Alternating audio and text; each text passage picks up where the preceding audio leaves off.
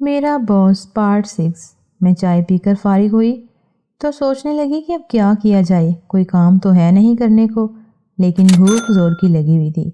سارا دن تیاری میں ہی گزر گیا تھا۔ اب سوچ رہی تھی کہ حاجی صاحب کو کال کر کے کھانے کا پوچھوں۔ اتنے میں حاجی صاحب کی خود ہی کال آ گئی۔ وہ کہنے لگے میرے روم میں آ جاؤ۔ میں نے نادر کے بتائے ہوئے طریقے کے مطابق روم لاک کیا اور کارڈ کو اپنے بیگ میں رکھا، پھر حاجی صاحب کے روم کا دروازہ بجایا اور اندر چلی گئی۔ وہاں میڈم پہلے سے ہی موجود تھیں۔ تب حاجی صاحب بولے کہ ابھی ہم کھانا کھانے جا رہے ہیں، اس کے بعد کل کی میٹنگ کے بارے میں فائنل ڈسکشن کریں گے۔ پھر ہم حاجی صاحب کے پیچھے چلتے ہوئے ایک بڑے ہال میں پہنچ گئے۔ حاجی صاحب کا انداز دیکھ کر لگ رہا تھا کہ وہ پہلے بھی اس ہوٹل میں قیام کرتے رہے ہیں۔ جیسے ہی ہم ہال میں پہنچے تو ایسا لگا کہ ہم کوئی اور ہی دنیا میں آ گئے ہیں۔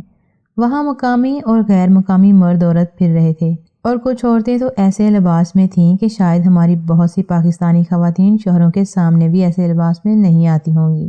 یوں سمجھ لیجئے کہ لباس کے نام پر چند کپڑے ہی پہنے ہوئے تھے، جنہوں نے بس ان کے جسم کو تھوڑا سا چھپایا ہوا تھا، لیکن وہاں کے ماحول کے حساب سے یہ ایک عام سی بات تھی۔ خیر، ہم نے کھانا کھایا جو کہ ذائقے میں تو بس ٹھیک تھا، لیکن ڈشز کافی ساری بنی ہوئی تھیں۔ کھانا کھا کر حاجی صاحب نے کافی لی، میں نے بھی کافی کا ایک کپ لیا، میڈم نے چائے لی اور ہم ٹیبل پر بیٹھ کر باتیں کرنے لگے۔ حاجی صاحب بولے سمیرہ کیسا لگ رہا ہے اپنے پہلے پروجیکٹ کے سفر میں؟ میں نے کہا سر بہت ہی شاندار۔ باس کہنے لگے گڈ۔ پھر ادھر ادھر کی باتیں کرتے رہے۔ کافی ختم کر کے ہم اپنے رومز میں آ گئے۔ حاجی صاحب نے کہا کہ فریش ہو لو تو میں تمہیں کال کر کے بلاتا ہوں ڈسکشن کے لیے۔ میں نے اوکے کہا اور روم میں آ گئی۔ ابھی کچھ ہی دیر گزری تھی کہ دروازہ بجا۔ میں نے کہا آ جائیں تو نادر تھا۔ کہنے لگا میڈم آپ نے اگر اپنا کوئی ڈریس پریس کروانا ہے تو وہ دے دیں۔ میں نے اپنا کل کو پہننے والا ڈریس دے دیا، وہ لے کر چلا گیا۔ پھر میں نے اپنا نائٹ ڈریس پہنا جو کہ ایک ٹراؤزر اور ایک کھلے گلے والی شرٹ تھی، کیونکہ اب میں حاجی صاحب کے ساتھ شرم نہیں کرتی تھی۔ پھر حاجی صاحب کی کال آ گئی تو میں فائل لے کر ان کے روم میں پہنچ گئی۔ میڈم ابھی نہیں آئی تھی۔ مجھے دیکھ کر حاجی صاحب بولے واہ کیا کمال لگ رہی ہو یار، اور اٹھ کر میرے پاس آنے لگے۔ اتنے میں دروازہ بجا تو وہ مجھ سے الگ ہو گئے اور یس کہا تو دروازہ کھلا اور میڈم اندر آ گئیں۔ پھر ہم نے کل کی میٹنگ کے حوالے سے بات شروع کی تو رات کے 2 بج گئے، پتہ ہی نہیں چلا۔ تھکن بھی بہت ہو گئی تھی، سو ہم نے کام کلوز کیا اور اپنے اپنے رومز میں آ گئے، اور پھر کب نیند کی آغوش میں میں چلی گئی پتہ نہیں چلا۔ صبح الارم پہ آنکھ کھل گئی۔ میں اٹھ کر فریش ہوئی، حاجی صاحب کو کال کیا، گڈ مارننگ کہا، پوچھا کہ کب اٹھے تو کہنے لگے میں تو نماز کے ٹائم پر ہی اٹھ جاتا ہوں۔ پھر کہنے لگے کہ ناشتہ نیچے کرنا ہے یا روم میں منگوا لیں؟ تو میں نے کہا کہ روم میں ہی منگوا لیں۔ اتنے میں نادر میرا سوٹ پریس کیے ہوئے لے آیا۔ پھر حاجی صاحب کی کال آ گئی کہ میرے روم میں آ جاؤ ناشتہ آ رہا ہے۔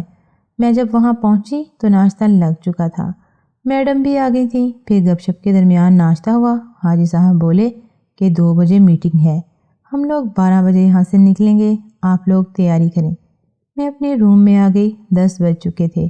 میں نے سب سے پہلے شاور لیا اور پھر ہلکا سا میک اپ کرنے لگی۔ میں چاہتی تھی کہ میرا پہلا امپریشن ہی زبردست ہونا چاہیے۔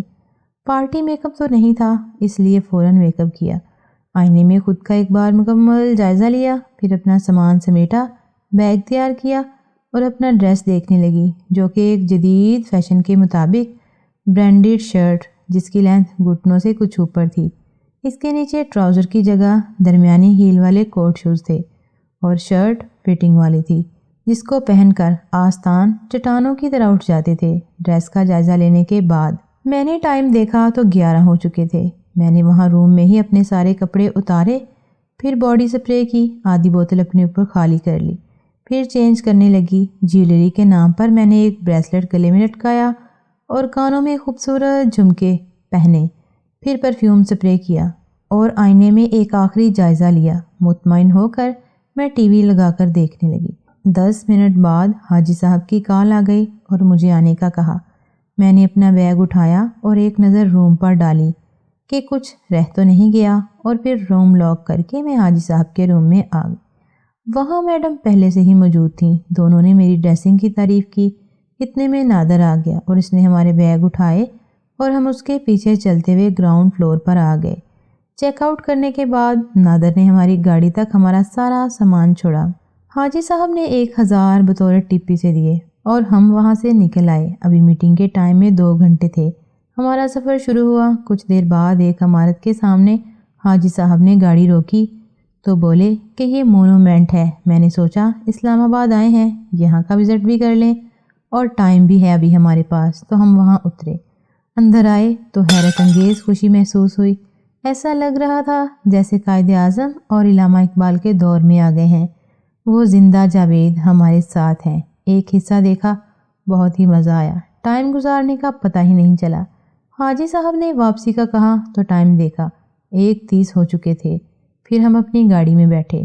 20 منٹ کی ڈرائیو کے بعد ہم مطلوبہ ایڈریس پر پہنچ گئے، جو کہ بہت ہی شاندار علاقہ تھا اور بہت ہی عالیشان بنگلہ تھا جس میں آفس بنا ہوا تھا۔ ان کا ایک بندہ آیا ہمیں ریسیو کرنے کے لیے، جو کہ گیٹ پر موجود تھا۔ اس کہانی کا اگلا حصہ نئی آنے والی قسط میں اپلوڈ کیا جائے گا۔